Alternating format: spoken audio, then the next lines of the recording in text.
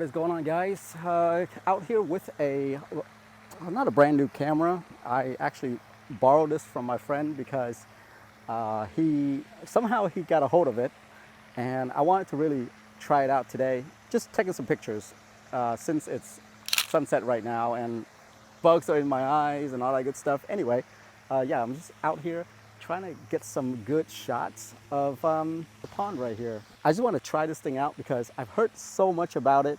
I've heard it takes really good pictures. This thing is beautiful when it comes to aesthetic. I mean, it is pretty much the best rangefinder out there, I guess, other than the Ricoh one that everyone's talking about. Yeah, it's between this one and the Ricoh. A lot of people love these. These are so hot right now. I mean, these right now are used one are going for like over $2,000. Yeah, used. I think the original new price from Fuji was like 1,500 or something like that. Let's give this thing a try. It does have its own ND filter in there, and I can't wait to try that thing out. So let me see here. Let me just try. It says ND filter on. Right there. Now ND filter off. I'm not sure if that makes any difference there, since it's not that like crazy sunny out here, right?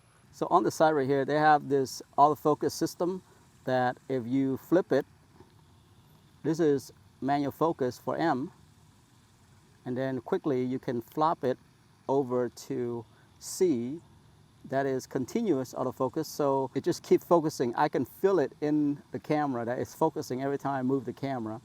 So that's C, continuous autofocus.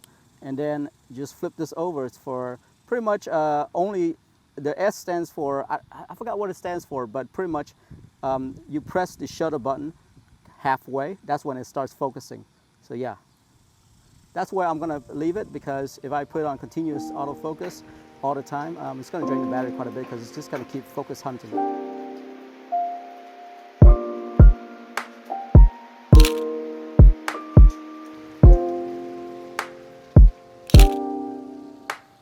So on this one right here, there's a drive button, right there.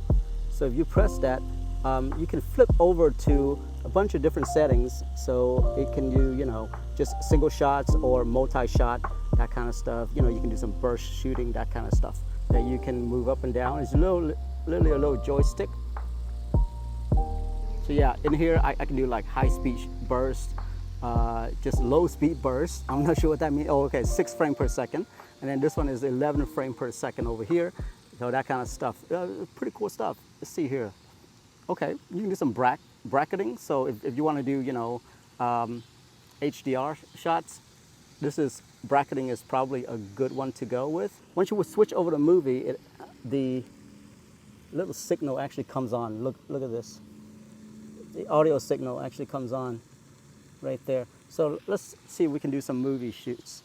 I know that there's a limit to like 10 minutes on this thing. I can't shoot more than 10 minutes on here. Oh, I'm sorry. The limit is actually 15 minutes, not 10 minutes. It's actually counting down. There's a little timer right here that's counting down. And it says I have 14 minutes and 45 seconds left.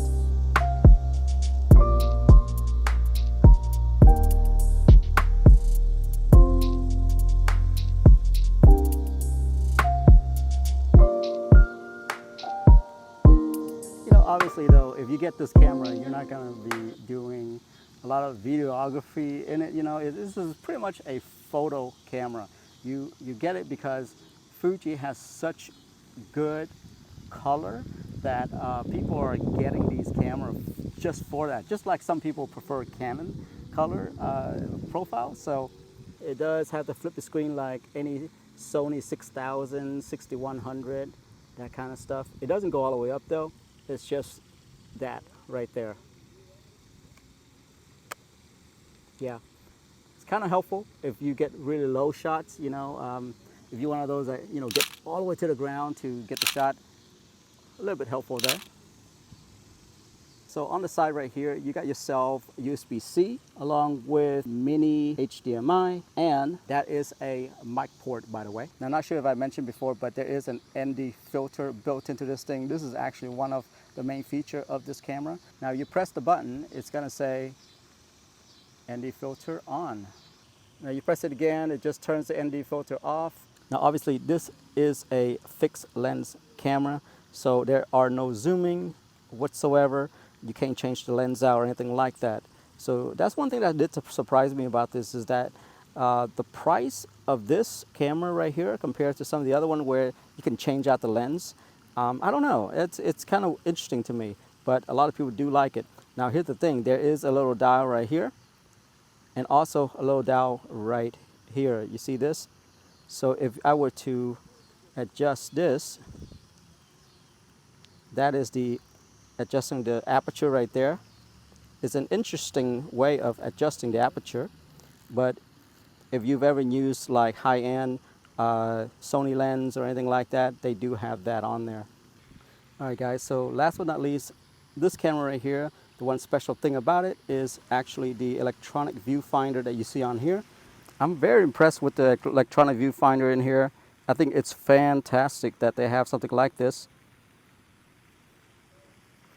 If I were to hold the shutter down halfway, this is what you're going to see right here. And you can just take a picture like that. And it does flash.